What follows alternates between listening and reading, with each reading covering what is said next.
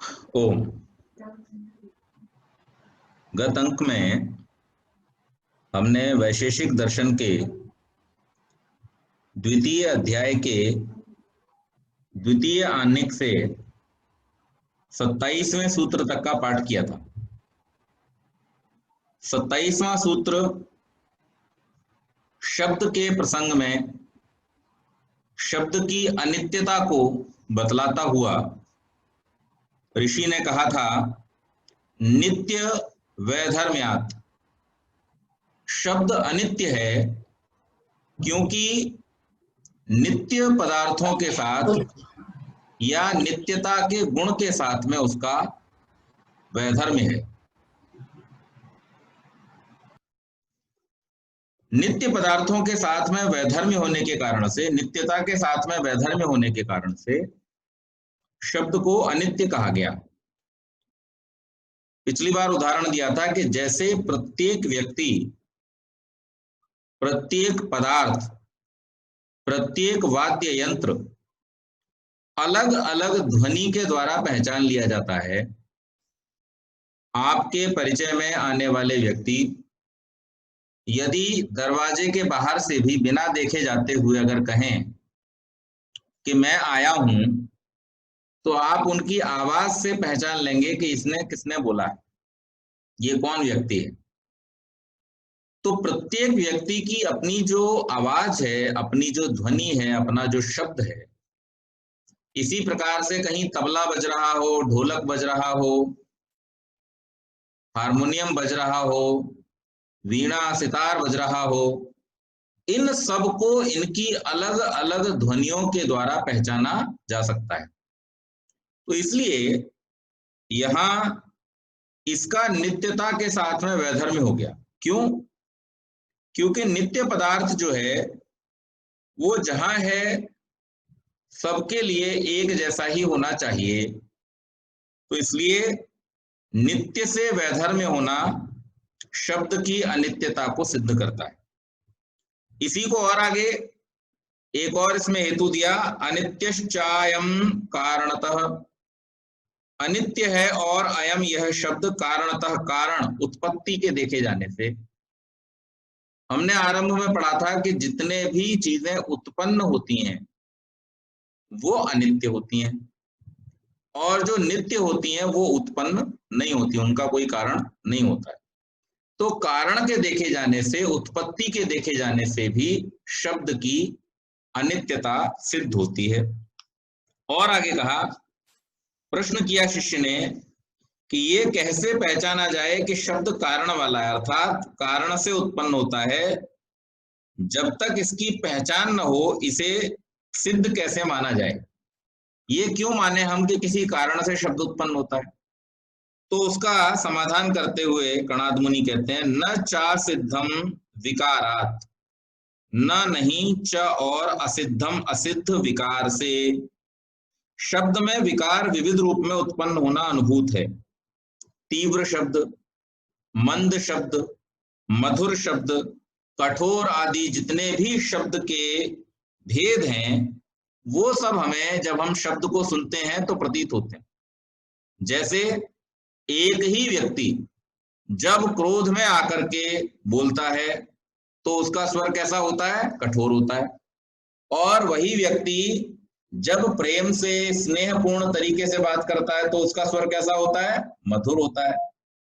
तो ये कठोरता, मधुरता, तीव्रता, दूर से किसी को बुलाना होता है जोर से बोलता है, और जब कोई ऐसी बात करनी होती है जो थोड़ा प्राइवेट रखनी है, गुप्त रखनी है, तो उसके लिए मंद स्वर होता है।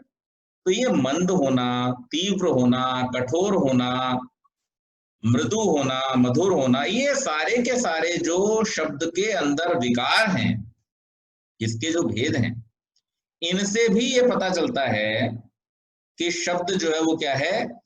अनित्य है, नित्य नहीं है। व्यक्ति की आवाज से उसे पहचाना जाना, पशु पक्षियों की ध्वनियों का परस्पर विलक्षण होना, अलग अलग होना, ये शब्द का विकार अथवा विभिन्नता या विलक्षणता उसके विभिन्न निमित्त कारणों पर आधारित है। उत्पत्ति के निमित्त जैसे होंगे उन्हीं के अनुकूल शब्द उत्पन्न होगा। इसलिए शब्द की कारणवत्ता सिद्ध होती है।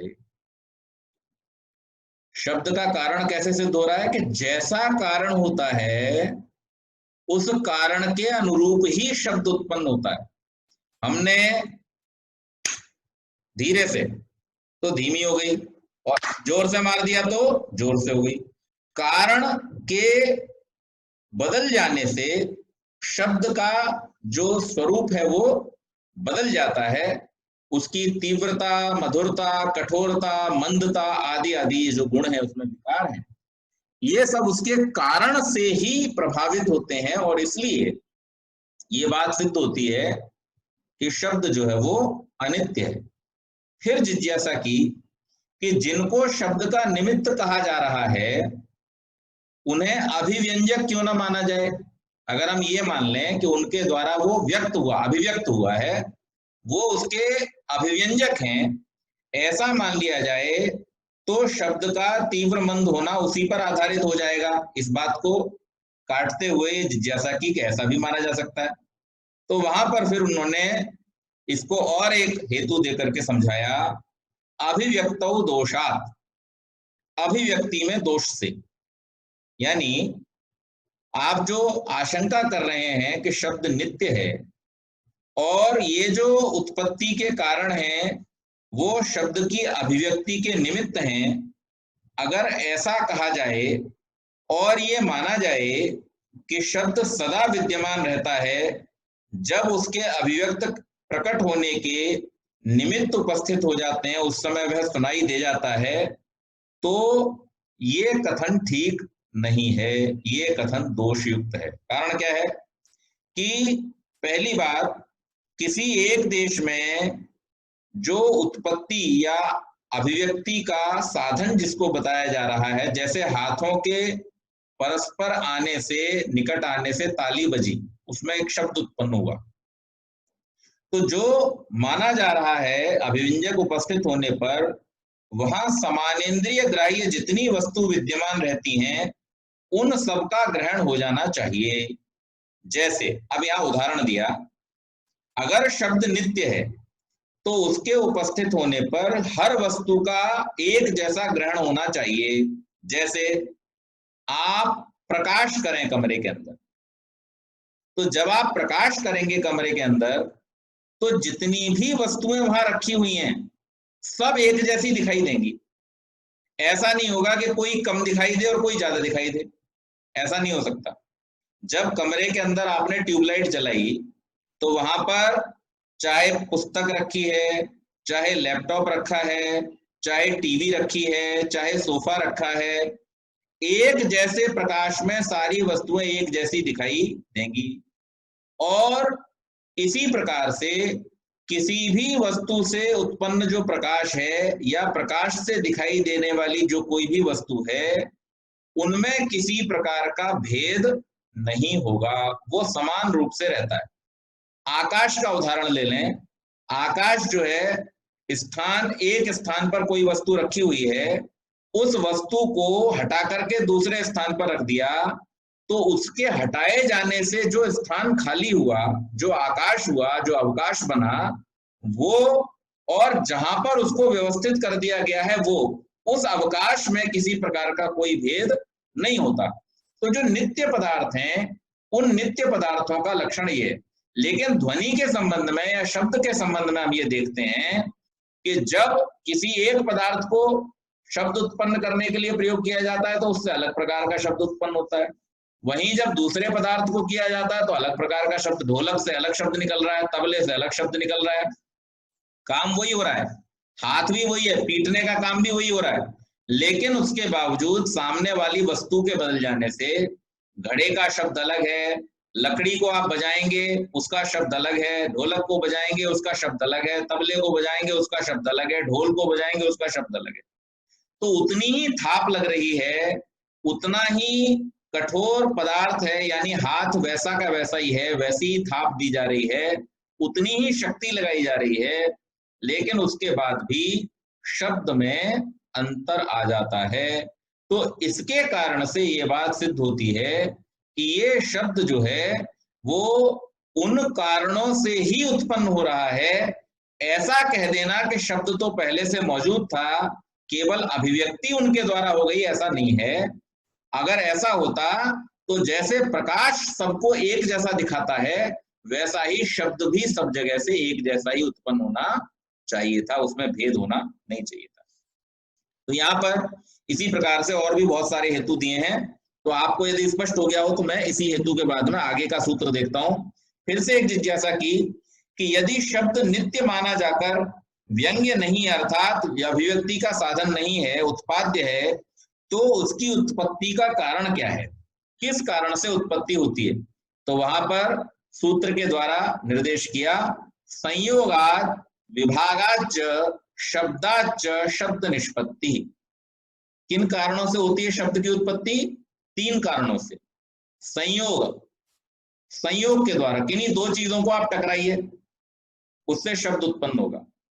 विभागाच, किसी चीज को आप तोड़िए, हटाइए, उससे शब्द उत्पन्न होगा।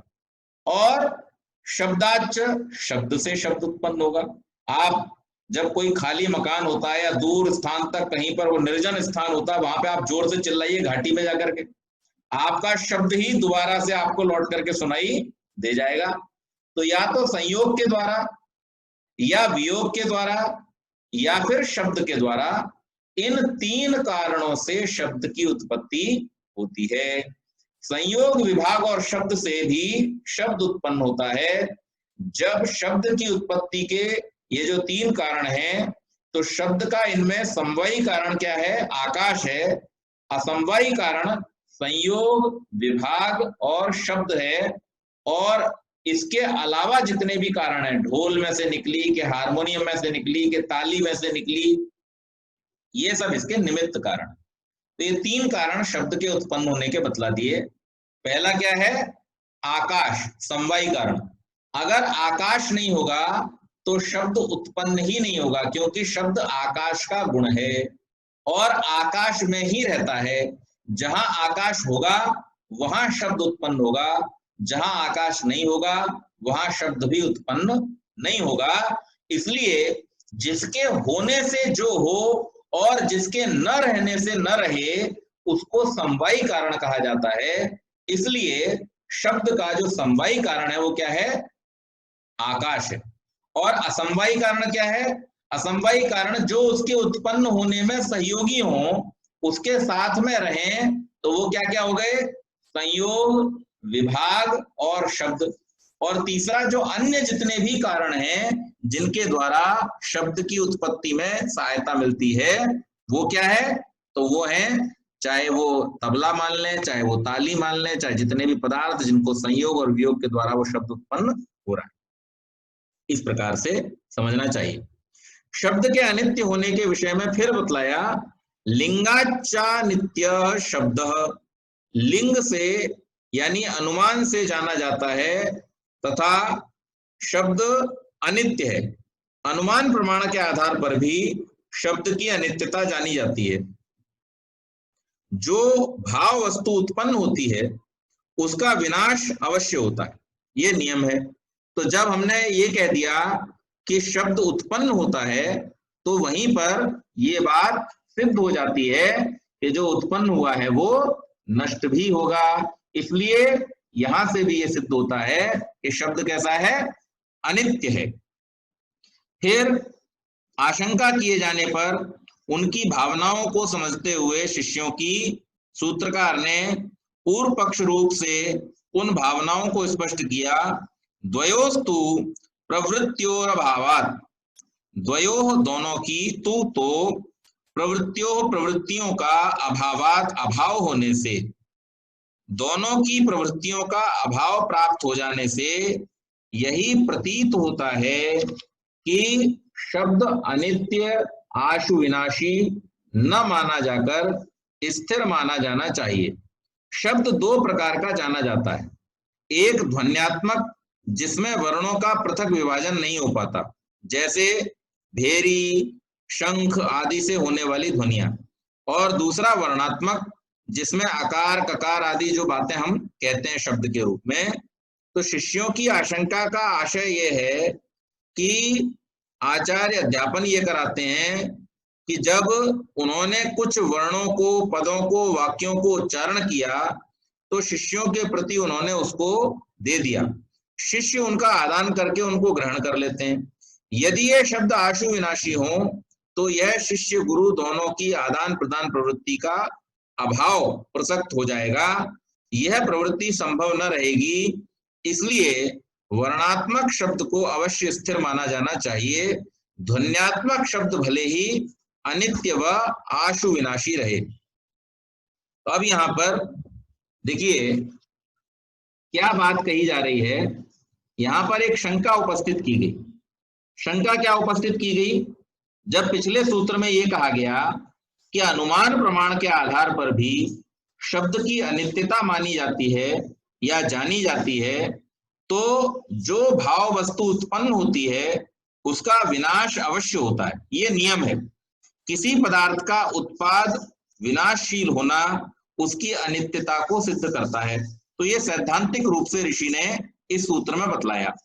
उत्पाद विनाशशील होने से सब प्रकार का शब्द जो है वो अनित्य है, चाहे वह ध्वनि रूप हो अथवा वर्ण रूप हो, ये यहां पर कहा। तो जब ये बात कही तो फिर वहां पर शंका उत्पन्न की गई, और ये शंका ये थी कि भाई ध्वनि रूप शब्द को तो मान लिया कि जैसे ढोल को पीटा गया, तबले को बजाया गया, तो उस समय जो उपस्थित था उसने उसे सुन लिया, लेकिन उसके बाद में वो शब्द जो है नष्ट हो गया। फिर बाद में आकर के कोई उस शब्द को नहीं सुन सकता इस रूप में। इसके अतिरिक्त लोक में सर्वत्र शब्द विषय का व्यवहार अनित्य के समान होता है। मंद, तीव्र, मधुर, कठोर आदि व्यवहार इसी प्रकार का है। बाह्येंद्रिय ग्राह्य पदार्थ भी सभी अनित्य होते हैं, शब्द भी श्रोत्रेंद्रिय ग्राह्य होने से उनके समान अनित्य है। तो यहाँ पर इस बात को कहते हुए उन्होंने कहा कि भाई श्रोत्रेंद्रिय से ग्राह्य होने के कारण से आप अनित्य कह रहे हैं, लेकिन जिस शब्द को आचार्य से हम सुन लेते हैं उस सुने हुए शब्द को हम स्थिर कर लेते हैं, हमारी स्मृति में वो स्थिर हो जाता है, याद हो जाता है हमको। तो अब वो नष्ट कहाँ हुआ? आचार्य ने हमको पढ़ाया, हमने उसको सुना, सुन करके हमने और उसको क्या कर लिया, उसको हमने याद कर लिया, तो वो शब्द तो हमारे मन मस्तिष्क में स्थिर हो गया। तो हम अगर इस रूप में जो ध्वनियां हैं उनको अगर स्थिर न भी माने, तो भी जो वर्णात्मक शब्द हैं, जो पढ़ाई लिखाई अर्थात जो इसके ककार आदि से बने हुए ओम आदि जो शब्द हैं, इन शब्दों को हम अगर स्थिर मान लें तो इसमें क्या हानि है? तो यहां पर सूत्रकार ने इस आशय को स्पष्ट किया है। प्रथमा शब्दात, प्रथमा शब्द से, सूत्र में ये जो प्रथमा शब्द है वो संख्यावाचक है। प्रथम अर्थात पहला, एक। ऐसे अन्य पदों का उपलक्षण है। ऋग्वेद में सामधेनी ऋचा हैं जो 11 हैं, परंतु सामधेनी आहुतियों का 15 देने का विधान है। तब 11 ऋचाओं से 15 आहुतियां कैसे दी जाएं? इसके लिए आचार्यों ने उपाय बतलाया है। त्रिहि प्रथमान वाह त्रिरुत्तमाम, पहली ऋचा प्रथमा, अंतिम ऋचा उत्तमा और मध्यगत ऋचा मध्यमा कही जाती है। आहुति संख्या की पूर्ति के लिए प्रथमा ऋचा की 3 बार आवृत्ति कर उससे 3 आहुति दें। इसी प्रकार उत्तमा अंतिम ऋचा से 3 बार, 2 ऋचाओं से 6 आहुतियां हुई और शेष 9 मध्यमा ऋचाओं से 9 आहुति, ऐसे 15 सामधेनी आहुति पूर्ति होती है। ये यहाँ पर एक प्रसंग दिया। तो ये प्रसंग इसलिए दिया है कि ये सब ऋचा वर्णों और पदों का समूह है। यदि इन्हें स्थिर न माना जाए तो उन ऋचाओं के लिए प्रथमा आदि शब्दों का प्रयोग तथा त्रिह कहकर उनकी आवृत्ति का होना या माना जाना संभव न होगा। स्थिर का ही इस प्रकार विभाजन और आवर्तन हो सकता है, अन्यथा जो वर्ण उच्चारित हुआ उसके अनंतर नष्ट हो गया, तब आवर्तन किसका होगा? जो आगे उच्चारण किया जाएगा वह तो नया वर्ण होगा। तात्पर्य है 2 बार या 3 बार इन पदों का प्रयोग स्थायी के लिए होता है। ऐसी स्थिति में वर्णात्मक शब्द को नित्य मानना युक्त है। तो इस आशय को और अधिक स्पष्ट करते हुए एक और सूत्र दिया, संप्रतिपत्ति भावाच। संप्रतिपत्ति प्रत्यविज्ञा के होने से तथा प्रत्यविज्ञा के होने से क्या होता है, वर्णात्मक शब्द का नित्य माना जाना युक्त प्रतीत होता है। किसी को पहले देखकर कालांतर में पुनः देखने पर यह ज्ञान होता है, यह वही है जिसको मैंने पहले देखा था, ये आज दिल्ली में दिख रहा है, वही व्यक्ति इससे पहले मैंने मुंबई में देखा था। ऐसा उदाहरण हम लोग कई बार जीवन में देखते हैं। ऐसे ज्ञान को प्रत्यभिज्ञा कहा जाता है। सूत्र में संप्रतिपत्ति पद है। प्रतिपत्ति ज्ञान को कहते हैं जिसमें पहला और अब का दो ज्ञान सम्मिलित हों, वह संप्रतिपत्ति है। इसी के लिए दूसरा पद प्रत्यभिज्ञा है। वर्णात्मक शब्द के विषय में प्रत्यभिज्ञा होने से शब्द की नित्यता प्रतीत होती है। सोयम गकारः तदिदम पद्यम इत्यादि व्यवहार प्रत्याभिज्ञा रूप शब्द के विषय में बराबर होता है। यह वही ग वर्ण है जिसको मैंने पढ़ा या सुना था, यह वही पद्य है जिसको गत वर्ष गुरुजी ने याद कराया था। यह प्रत्यभिज्ञा मूलक व्यवहार शब्द की स्थिरता का बोध कराता है। इतनी स्थिरता मानने पर उसकी नित्यता में कोई बाधा नहीं रह जाती। तो फिर यहाँ शिष्यों की आशंका के आशय को पूर्व पक्ष रूप में प्रस्तुत कर आचार्य सूत्रकार समाधान करते हैं। संदिग्धाः सते बहुत्वे।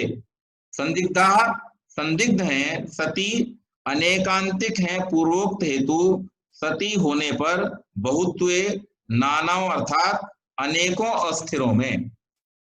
जो नित्य रूप अथवा स्थिर नहीं है उनमें उक्त हेतुओं का प्रयोग देखे जाने से वे हेतु संदिग्ध हैं, किसी एक अर्थ के निश्चय नहीं है। सर्वसम्मत अनित्य विषयों में उनका प्रयोग व व्यवहार होने से अभिमत अर्थात नित्य से विपरीत अनित्य अर्थ में प्रवृत्त होने से वे हेतु अनेकांतिक हैं। वर्णात्मक शब्द के नित्य होने में तीन हेतु जो सुझाए गए हैं, तो पहला क्या था कि अध्ययन अध्यापन में आवृत्ति अभ्यास और प्रत्यभिज्ञान। दूसरा हेतु आवृत्ति व अभ्यास भी नृत्य में देखा जाता है, ये 2 बार नाचा 3 बार नाचा, यह क्रिया रूप नाच आदि। और तीसरा हेतु प्रत्यभिज्ञान भी ऐसा ही है। प्रत्यभिज्ञान में आधार पर जैसा व्यवहार शब्द के विषय में होता है वैसा सर्वथा अस्थिर क्रियात्मक नृत्य के विषय में। आज जो नृत्य हमने किसी का देखा, इस नृत्य को हमने 2 वर्ष पहले भी देखा था और 2 वर्ष बाद भी देख सकते हैं। तो इस प्रकार से ये जो 3 हेतु दिए गए, आप इसको समझ लीजिए। 3 हेतु शिष्यों ने रखे शब्द की नित्यता को सिद्ध करने के लिए। पहला हेतु उन्होंने क्या रखा, पहला हेतु ये रखा कि अगर कोई आचार्य कोई शिक्षक हमें पढ़ाता है तो वो शब्द हमने जो सुना, सुनने के बाद भी अनेक वर्षों तक हमको, बहुत लंबे समय तक हमको वो याद रहता है और याद रहने के कारण से हम उसका बार बार प्रयोग कर सकते हैं। तो इसका मतलब ये हुआ कि ये शब्द नष्ट नहीं हुआ। अब हमसे हमारे गुरुजी ने हमें सिखाया, हमसे हमारे शिष्यों ने सीखा, हमारे शिष्यों से उनके शिष्य सीख लेंगे, तो ये शब्द की निरंतरता बनी रही। ये पहला हेतु दिया। दूसरा हेतु उसकी आवृत्ति दी कि बार बार उसकी आवृत्ति हो रही है बार बार बोलने के कारण से। और तीसरा प्रत्यभिज्ञान, यानी जैसा पहले होता था वैसा फिर होते हुए देखा गया। तो इन तीनों का समाधान करते हुए ऋषि ये कहते हैं कि ये केवल शब्द के विषय में ही नहीं है, ये तो प्रत्येक व्यवहार के विषय में है, लेकिन इसको नित्य नहीं माना जा सकता।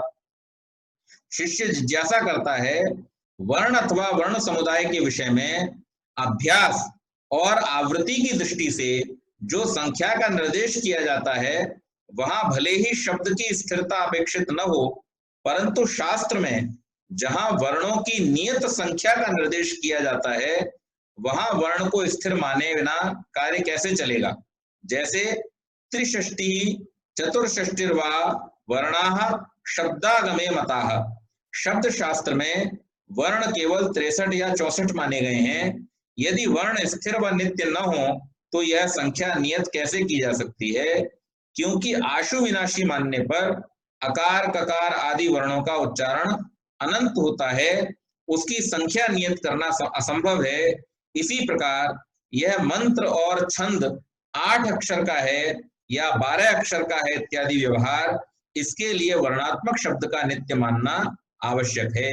यहाँ पर फिर से एक और हेतु प्रस्तुत कर दिया कि हम जितनी भी ध्वनियां बोलते हैं, अब जैसे संस्कृत वर्णमाला में 63 या 64 तो गिनतियां हैं, या तो 63 अक्षर माने जाए, एक अक्षर और है उसको जोड़ करके 64 अक्षर हो जाता है। इसके बारे में कभी आपको अगर जानकारी चाहिए होगी तो मैं बता दूंगा डिटेल में। तो ये वर्णात्रिषष्ठी जो पढ़ा जाता है कि 63 वर्ण है, तो हम मान लेते हैं कोई भी एक संख्या इसमें 63 ले ली या 64 ले ली। इस 63 या 64 की संख्या में जब हमने ध्वनियों को बांध दिया तो इसका मतलब ये हुआ कि ये नित्य है इसलिए बांध दिया, ऐसी आशंका की। दूसरे, हम गायत्री मंत्र बोलते हैं तो गायत्री मंत्र में कितने अक्षर हैं? 24 अक्षर। गायत्री छंद जो होता है, गायत्री छंद की विशेषता ये है कि उसमें 8-8 अक्षर के 3 भाग होते हैं और कुल इसमें 24 अक्षर होते हैं। जैसे गायत्री मंत्र हम कौन सा बोलते हैं? ओम भूर्भुवः स्वः, ये व्याहृतियां हटा दीजिए। मंत्र शुरू होता है तत्सवितुर्वरेण्यम भर्गो देवस्य धीमहि धियो यो नः प्रचोदयात्। तो इस मंत्र में जब आप देखेंगे कि 3 पद हैं 8-8 अक्षरों के, और इस प्रकार से 24 अक्षरों का ये गायत्री मंत्र बनकर के तैयार हो जाता है, गायत्री छंद है। तो यहाँ पर ये कहने का प्रयास कर रहे हैं कि इस प्रकार से जब छंदों में किसी चीज को नियत किया जा रहा है, बांधा जा रहा है, तो उसको अगर आप अनित्य मानोगे तो इसका कैसे बंधन होगा, किस प्रकार से इनकी संख्या को नियत किया जाएगा, किस प्रकार से ऐसा माना जा सकता है? तो उसका समाधान करते हुए ऋषि कहते हैं संख्या भाव सामान्यतः, संख्या का होना सामान्यतः सामान्य से अर्थात जाति से होता है। वर्णों के विषय में उक्त प्रकार से संख्या का निर्देश समान वर्णों में रहने वाली एक जाति के आधार पर है। अतीत, वर्तमान, अनागत कालों में उच्चारित होने वाले अकार आदि अनंत समान वर्णों में समवेत, अत्व, कत्व आदि जाति के आधार पर वर्ण की नियत संख्या का आचार्यों ने निर्देश किया है। मानव शरीर की रचना के अनुसार विशिष्ट अंगों के सहयोग से शब्द का उच्चारण होता है। उच्चारण की विभिन्न ध्वनियों को चिन्हों द्वारा अभिव्यक्त करने के लिए विशिष्ट रेखाओं के रूप में कुछ संकेत किए जाते हैं जिन्हें वर्ण कहा जाता है। अब हमारी जो वर्णमाला है, छोटा आ, बड़ा आ, छोटी बड़ी, ये जो आ इ ई उ ए ऐ ओ अंग क ख ग घ ङ छ छ छ छ य ट ठ ड ण त त द न प फ ब भ म य र ल व श श स ह क्ष त्र ज्ञ, ये हिंदी की वर्णमाला हो गई। इसी में ऋल ऋग इत्यादि मिलकर के संस्कृत की वर्णमाला पूरी होती है। उसमें ह्रस्व, दीर्घ और प्लुत और मिला दीजिए, तो इस प्रकार से इन अक्षरों से मिलकर के वर्ण 63 तैयार होते हैं। अब ये जो 63 वर्ण हैं अथवा हिंदी के जो 52 अक्षर हैं, इन 52 अक्षरों में या 63 अक्षरों में जो भी अक्षर जिनको हम वर्ण के रूप में लिखते हैं, वो वर्ण के रूप में लिखे जाने वाले जो आकृतियां हैं, उन आकृतियों का एक विज्ञान है। वो ऐसा ही नहीं है कि कुछ भी करके बना दिया, उसका पूरा एक साइंस है कि अ की आकृति ऐसी ही क्यों होती है, व की आकृति ऐसी क्यों होती है, ह की आकृति, ये आपको मैं किसी दिन पूरा इसी के विषय में, अक्षर विज्ञान के विषय में आपको मैं एक पूरा विश्लेषण दूंगा कि कौन से अक्षर का निर्माण किस कारण से हुआ, उसकी उत्पत्ति कहाँ से होती है, और उसकी उत्पत्ति का और उसकी आकृति का आपस में क्या संबंध है। जैसे ई है, तो ई जब हम बोलते हैं तो ई की जो उत्पत्ति है उस समय में जो स्वर हमारे नाभि से उत्पन्न हुआ था अ के समय में, उसको हमें इस प्रकार से घुमाना पड़ता है। अगर वो स्वर ऐसे घूमेगा नहीं तो वो ई की मात्रा बनकर के तैयार नहीं होगी। आप बोल करके देखिए, अभी बोलिए आप मुंह से अ, जब आप अ बोलते हैं तो नाभि से उत्पन्न हुआ शब्द सीधे मुंह से निकल गया, यानी जैसे कोई खुला पाइप हो जिसमें किसी प्रकार की कोई विकृति नहीं है, किसी प्रकार का कोई मोड़ नहीं है, सीधा सीधा एक शब्द यहां से उत्पन्न हुआ नाभि से और आपके कंठ से होता हुआ मुख से बाहर निकल गया अ। और आपके चोट कहां पर लगी जाकर के? सीधे नाभि पर। जब आप अ बोलते हैं तो नाभि से उत्पन्न होता है और सीधा सीधा मुंह से निकल जाता है। और उस समय मुंह की आकृति क्या है? जो आपके फूड पाइप की जहां से ध्वनि आ रही है उसकी जो आकृति है गोल गोल, उसी प्रकार से आपके मुख की आकृति भी उस समय क्या होती है? गोल आकृति होती है। अगर आप मुंह को जरा सा दबा दें ई, तो अ नहीं निकलेगा। अब आप मुंह दबा के आ बोल के दिखाओ, नहीं। आप आ बोलते बोलते ही मुंह को थोड़ा दबाओ, आ ई, अपने आप ई में बदल जाएगा वो। आ बोलते समय जैसा हमारा मुंह खुला हुआ है, इस खुले हुए मुंह को बंद करते हुए उसी ध्वनि को कंटिन्यू कीजिए, तो वो ध्वनि अपने आप ई में बदल जाएगी। ये एक बहुत बड़ा विज्ञान है, और इसका विज्ञान क्या है इस विषय में मैं कभी दीर्घ आपको समय लगेगा उसमें, तो विस्तार से मैं इसके बारे में बतलाऊंगा। अभी हमें इतना समझना चाहिए कि ये जितने भी अक्षर हैं जिनके विषय में, वर्णों के विषय में कहा जाए इनको नित्य क्यों ना माना जाए, तो उन्होंने बतलाया कि भाई जिन वर्णों को आप नित्य कहने का प्रयास कर रहे हैं, ये वर्ण भी मनुष्य के शरीर में नाना प्रकार की ध्वनियों के उत्पन्न होने से जैसी जैसी आकृति बनती है वैसे वैसे रूप में उन्हें प्रदर्शित किया गया है। इनको नित्य माना जाना उचित नहीं है, क्योंकि इनके उत्पन्न होने का जो कारण है, जब वो कारण उपस्थित है तो उत्पन्न होने वाली चीज को नित्य माना नहीं जा सकता है। ये सैद्धांतिक रूप से गलत हो जाएगा कि अगर हमने किसी उत्पन्न होने वाली चीज को नित्य मान लिया। तो यहाँ जितने भी ये संकेत दिए जाते हैं अथवा उन ध्वनियों की दृष्टि से जो संकेत निर्धारित किए गए हैं, उनकी संख्या 63 या 64 है।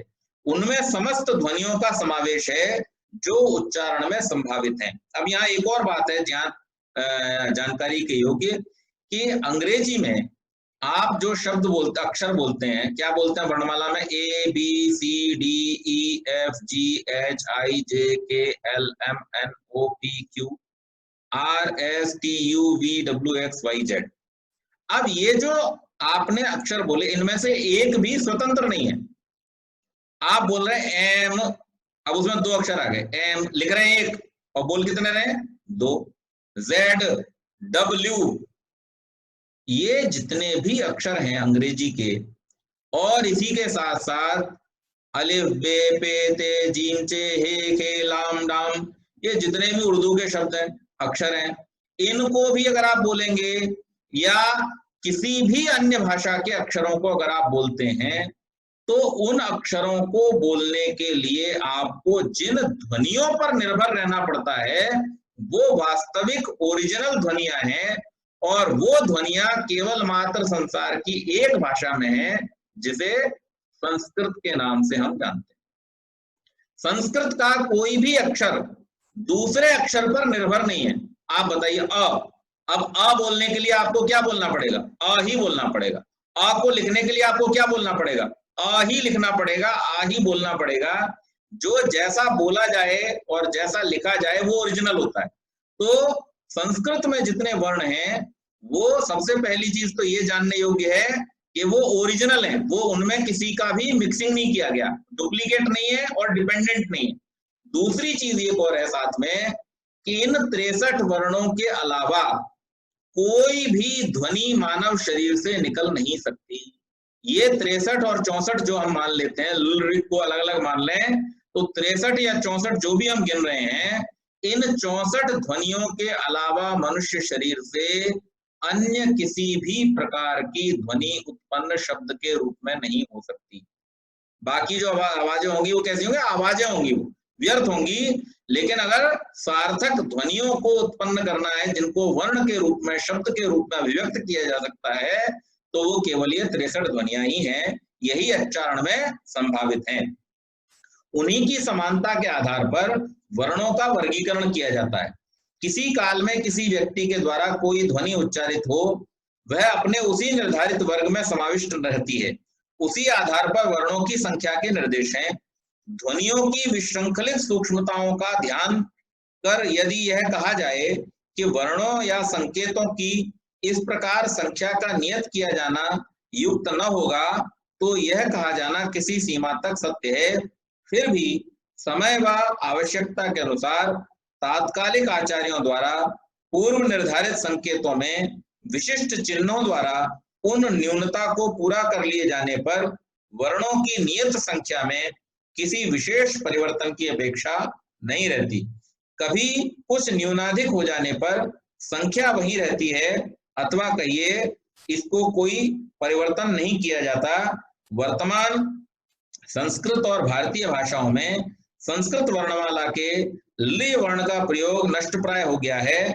मंत्रों और छंदों आदि में वर्णों की संख्या का निर्देश भी उनकी समानता व वर्गीकरण के आधार पर समझना चाहिए। तो यहाँ पर शब्द के विषय में समापन करते हुए ऋषि ये कहते हैं, कणाद ऋषि, कि ये जो वर्णात सृष्टि की बात की गई है कि कितने वर्ण हैं, 63 वर्ण होते हैं, और उन 63 वर्णों के द्वारा हमारे शरीर में जो स्थान है, यानी तालु के द्वारा, दंत के द्वारा, फिर ओष्ठ के द्वारा, कंठ के द्वारा, ये जितने भी प्रकार के अक्षर उत्पन्न हो सकते हैं, वर्ण उत्पन्न हो सकते हैं, उन सब का विधान आचार्यों के द्वारा कर दिया गया है। लेकिन इसके माध्यम से ये भी बात स्पष्ट होती है कि ये सब मनुष्य शरीर में उत्पन्न होते हैं, और उत्पन्न होने के कारण से अलग अलग लोगों में अलग अलग तरह से उत्पन्न होते हैं। जैसी मेरी आवाज है वैसी भूपेश भाई साहब की नहीं है, जैसी भूपेश भाई साहब की है वैसी तुलसी मौसी जी की नहीं है, जैसी मौसी जी की है वैसी शिवदत्त जी की नहीं है। हर एक की आवाज अलग अलग है, हर एक के उत्पन्न होने वाली ध्वनियां अलग अलग हैं। इस बात से यह स्पष्ट होता है कि शब्द नित्य नहीं है, वो कारणों से उत्पन्न होता है, और उत्पन्न होने वाला पदार्थ सैद्धांतिक दृष्टि से भी अनित्य ही होता है। तो यहाँ पर शब्द के विषय का इस प्रकार से तार्किक प्रतिपादन करते हुए इस आनेक को और इस अध्याय को ऋषि कणाद समाप्त करते हैं। तो यहाँ पर हमारा दूसरे अध्याय का दूसरा आनेक भी समाप्त हुआ, और इसके साथ ही दूसरा अध्याय भी समाप्त हुआ।